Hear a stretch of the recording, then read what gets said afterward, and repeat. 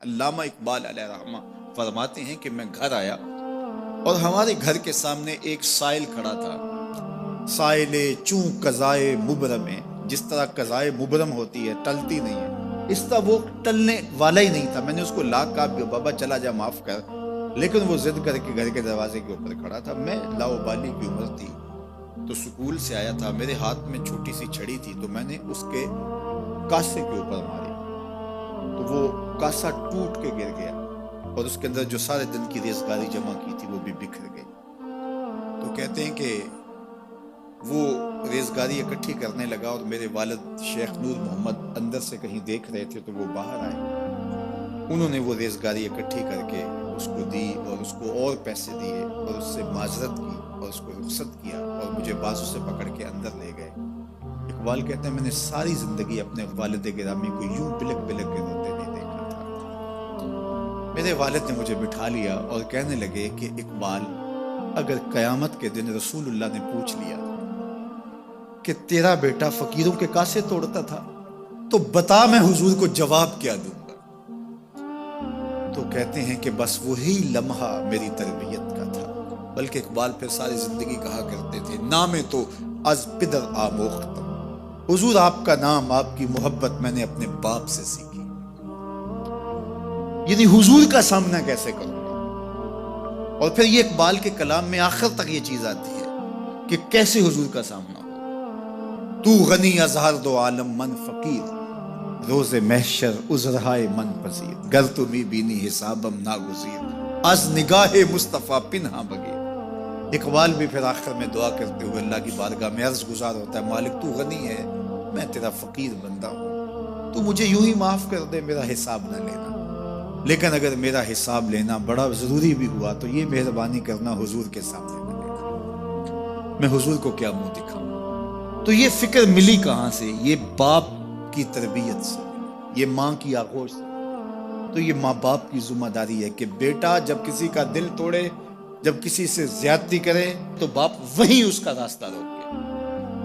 اور ایک فقیر کا لاؤبالی پن کے اندر کاسا توڑ دیا اور باپ نے پھر ایسی تربیت کی کہ اقبال ساری زندگی لوگوں کے دل جوڑتا رہا، ساری زندگی بتاتا رہا کہ انسان کی اصل صورت کیا ہوتی ہے۔ دل نہیں شاعر کا ہے کیفیتوں کی رستخیز، کیا بتاؤں کہ درون سینہ کیا رکھتا ہوں میں، در غم دیگر بسوزو دیگر آرا ہم بسوز، گفت مت روشن حدیث گر توانی دار ہوش، کہہ گئے ہیں شاعری جزویست از پیغمبری، ہاں سنا دے پڑھ کے ان کو پیغام سروش۔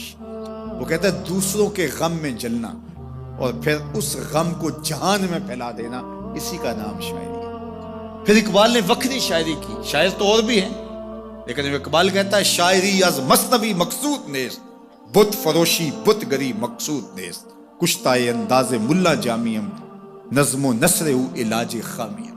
وہ کہتا ہے کہ میں یہ بت نہیں بنا رہا کہ یہ غزلیں تراش کے اور یہ نظمیں تراش کے لوگوں سے داد وصول کروں، بلکہ کسی نے اقبال کو کہا یار کوئی غزل تو سناؤ، تو اقبال رو پڑا، کہا حضور میں اپنے شعروں کی داد قیامت کے دن آپ سے ہی لوں گا۔ یارا مرا غزل خانے شمردن، یاروں نے تو مجھے غزل خان سمجھ لیا، میرا تو مقصد ہی اور ہے۔ بلکہ ان شعراء پہ تنقید اقبال نے کی، عشق و مستی کا جنازہ ہے تخیل ان کا، ان کے اندیشہ تاریخ میں قوموں کے مزار، چشم آدم سے چھپاتے ہیں مقامات بلند، کرتے ہیں روح کو خوابیدہ بدن کو بیدار، ہند کے شاعر و صورت گرو افسانہ نویس، آہ بیچاروں کے اعصاب پہ عورت ہے سوار، ہر وقت لب و رخسار کے تذکرے، ہر وقت نشیلی آنکھوں کی کہانیاں، ہر وقت قد رانا کی باتیں۔ کہا تم اس خول سے نکل ہی نہیں رہے، تمہاری شاعری صرف ایک عورت کے گرد گھوم رہی ہے جس نے اس کو تخلیق کیا، اس خالق کے جلوے بھی تو دیکھو نا۔ تو اقبال پھر اقبال بنتا ہے اور اس کو یہ شعور، یہ آگہی، یہ نور ملتا کہاں سے ہے؟ یہ باپ سکھاتا ہے۔ باپ کے بعد پھر مولوی میر حسن ملتا ہے جو استاد اقبال کو اقبال بنا دیتا ہے۔ تو یہ ماحول انسان کو سکھاتا ہے۔ تو میں اور آپ دیکھیں کہ ہم اپنی اولاد کو کیا دے رہے ہیں۔ تو کبھی بھی اپنی اولاد کو اس کی اجازت نہ دیں کہ وہ کسی کمزور پر ظلم کرے۔ جب کمزور پر آپ کی اولاد ظلم کرتی ہے، زیادتی کرتی ہے، تو پھر وہ بڑی ہو کر کے ظالم بنے گی، جابر بنے گی۔